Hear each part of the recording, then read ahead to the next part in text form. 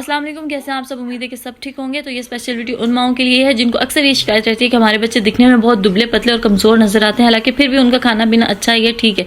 तो उसकी यही वजह है कि हम नाकिस खुराक उनको देते हैं, सेहतमंद खुराक नहीं देते। तो इस वीडियो में मैं आपको बताऊंगी किस तरीके से हेल्दी ब्रेकफास्ट अपने बच्चों को दे सकते हैं। सबसे पहले आपने आटा लेना है, उसमें 1 चम्मच देसी घी का शामिल करना, आधा अंडा देसी अंडा शामिल करना है और उसके बाद दूध शामिल करना है 3 से 4 चम्मच। उसको गूंद के डो की तरह बना के साइड पे रख दीजिए। 10 मिनट बाद देखिए वो सॉफ्ट होगा, उसका एक पेड़ा बना लीजिए जैसे कि पराठे के लिए बनाया जाता है।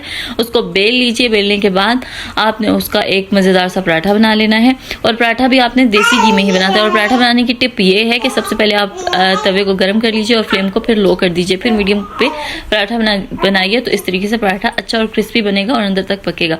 बाकी जो अंडा बच गया था उसका आपने फ्राई कर लेना है साथ ही दूध में थोड़ी सी पत्ती चीनी डालकर चाय की शक्ल में अपने बच्चे को ये बेहतरीन नाश्ता प्रोवाइड कीजिए। Thank you so much.